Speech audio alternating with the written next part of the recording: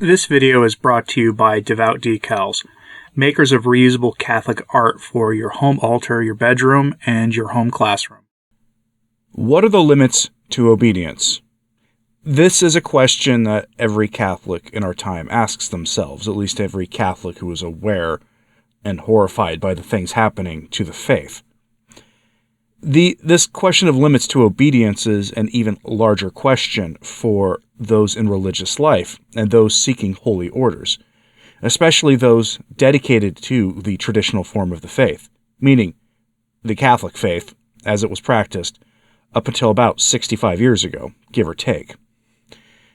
That question has led many to seek out what would be called technically illicit consecration and illicit ordination. Now, there are some who will say being illicitly ordained by valid priests and valid bishops who can offer and confect the valid sacraments is still a sin under all circumstances and to be avoided. There are others who take a more nuanced view, and I think we should take a look at this today because an article was published by The Remnant a few days ago where the interviewer was having a conversation with Dom Alcuin-Reid, whom I have spoken with privately in email before, and I do mean to sit down with him and have a conversation with him for this channel. Let me know if you'd like to see that. I really need to get on that. He is asked about the illicit ordinations that he received. We'll put illicit in quotes here, because there was nothing truly illicit about it when you understand the state the church is in. And he's not the only one who has been forced into this situation. Another high-profile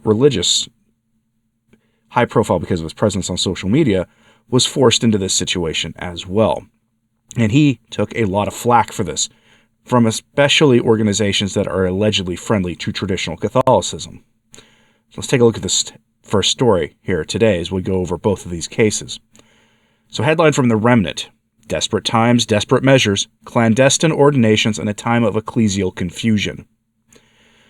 So a little background here. Dom Alcuin-Reid received a clandestine ordination of the priesthood along with another member of his religious community who was himself ordained to the traditional diaconate. The survival of their religious community was at stake. The diocese was failing in its duties to ensure the access to the sacraments for that community.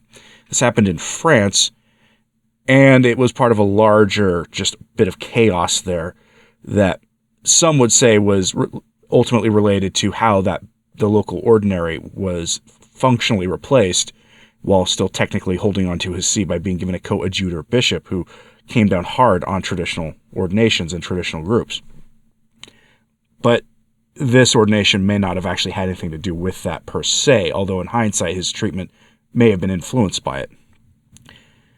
Dom Alcuin-Reid was ordained by a high-ranking prelate in good standing with the church. This was a bishop who has recognition from the Vatican as a valid bishop. This is not a situation where it was a, quote, independent bishop or anything else. This was somebody who apparently, if the priest were to reveal the identity of, you would know this person. That's how high profile he is. And according to Dom Alcuin-Reid, another high-profile bishop recommended this route. Let's get into the story. So he's asked about the necessity for it and how he feels about this 18 months after the fact. And here's his answer. Quote, "No one wanted to take the steps we did, most especially not ourselves.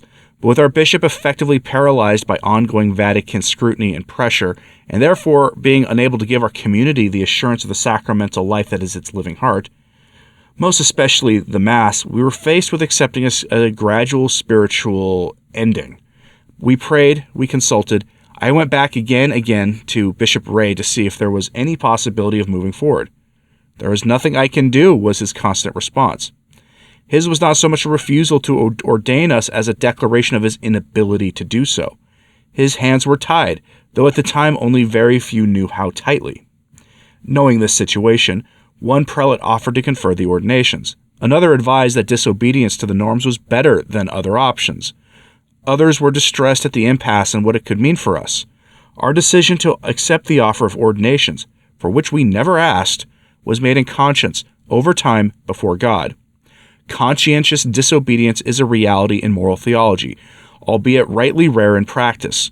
We chose to survive instead of being put to the ecclesiastical sword. Certainly there was much fuss when this became known. It was imprudently and abruptly made public by a diocesan official 2 weeks after I informed the bishop privately, seeking to find a way to move forward together peacefully. And all that generated more heat than light. Canonically, the documents emanating from our chancery were embarrassing, more reactions than considered acts. Regardless of all of this, and of the sanctions you mentioned, the validity of which are dubious, we have experienced a great peace, that pax inter spinas, that peace amidst the thorns, in our daily life ever since. We no longer have to beg for priestly ministry. I no longer have to spend anxious Saturdays begging busy priests to somehow find time to come to offer Mass for us and for the people who come here on a Sunday. We can pray and work tranquilly and know that the Mass will be the center of our daily monastic observance. At which point he is asked, as time has passed, have those who were originally scandalized by the ordination come to see the wisdom of such a move? And here is his response. I am sure that many people were surprised, if not shocked. Some were angry, but I am not sure that we scandalized people. People who know us know that we are fairly balanced and mainstream ecclesiastically, even if we do celebrate the older rites, and that I personally have worked closely with Bishop Ray and other high-ranking prelates in liturgical matters for quite some time. People certainly asked why we believed it necessary. The answer to that came in June 2022, when it was revealed that in the previous April, the month our ordinations took place, the Holy See, as part of its ongoing scrutiny of Bishop Ray, had formally forbidden him to ordain anyone at all. This was a shock, but perhaps not a surprise, and had nothing at all to do with us, but with a group of malcontent priests in the diocese who had 2 years before launched a petition against the bishop's seminary reforms, prompting the Vatican to start fraternal visits, banning ordinations, and sending in an apostolic visitation at the beginning of 2023, and then appointing a coadjutor bishop with special powers, and removing those from Bishop Ray in November 2023. When people understand this wider context, they see how it was necessary for us to act in order to survive. We have received much understanding and support, including from several bishops and many clergy. We all regret that these steps were necessary and sincerely wish they had not been. So too, we have always publicly deprecated the moves against Bishop Ray. But yes, people do understand that our move was necessary, if not actually prudent in the context in which we found ourselves. End quote.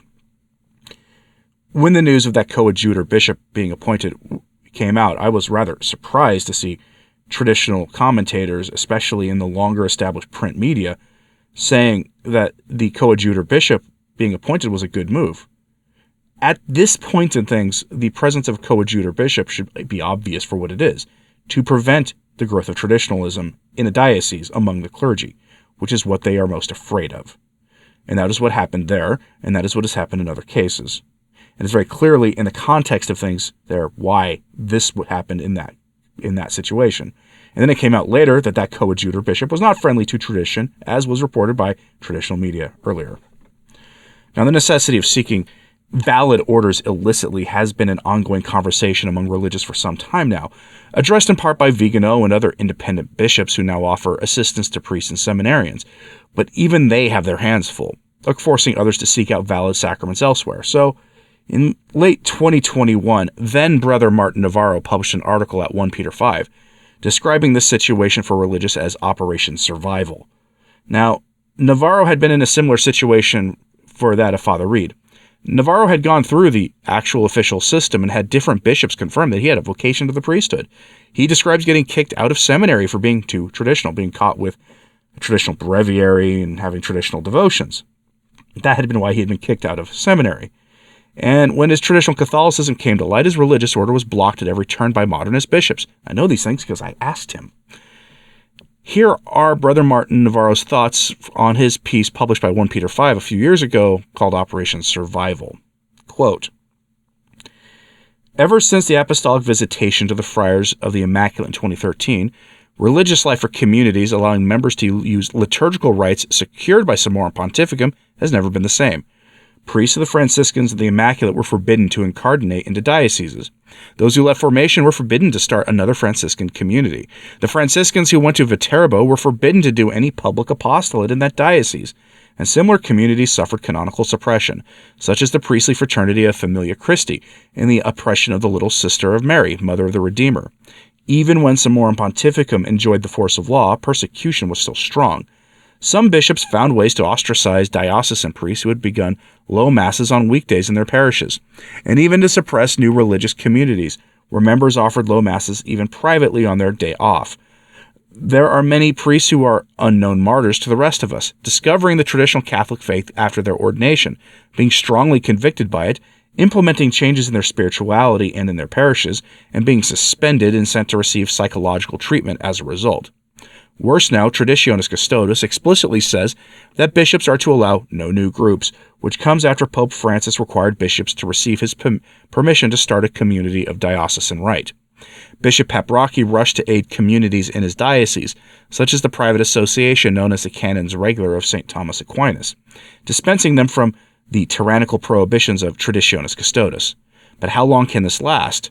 The community formed by the seminarians who left the Franciscans of the Immaculate were supported by a bishop in the Philippines.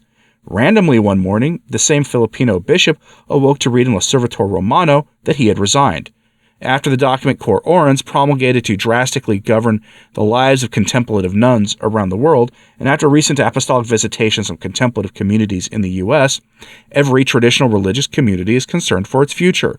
The letter published after a meeting of the superiors of many of the major traditional Latin Mass communities to the bishops of France is evidence of this fact.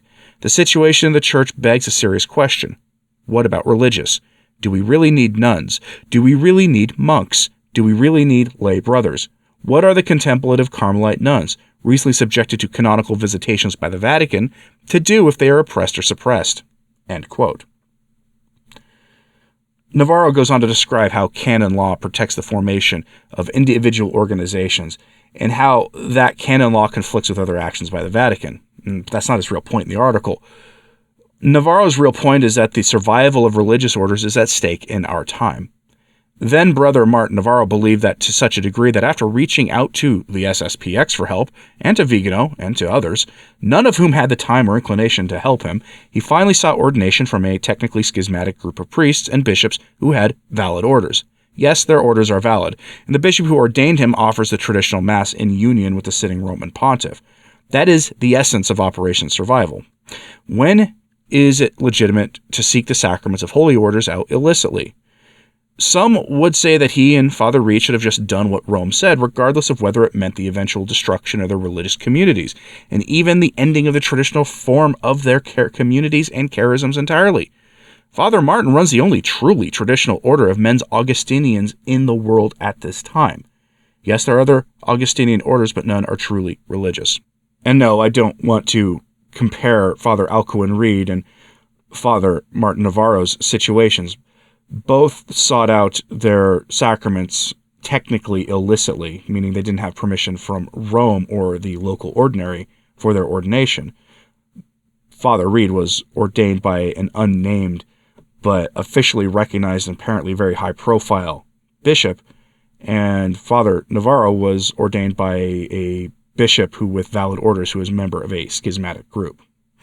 They are very different, but as this is often the case, most of these priests that you hear about this are also very different from one another in their situations. There are some who would say that going to Archbishop Vigano for a clandestine ordination would also be illicit and an evil sin.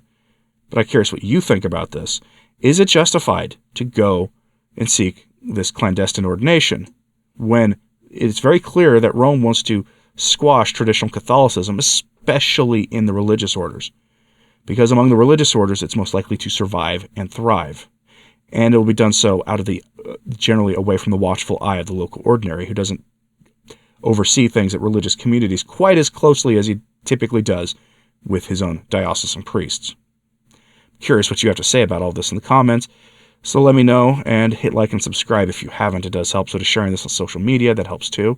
And if you have ever thought about supporting Return to Tradition through Patreon or Subscribestar or by hitting that join button, please consider doing so. It does help keep these daily messages coming, and thank you for those who do so already. And as always, pray for the Church. I'm Anthony Stine. Ave Maria.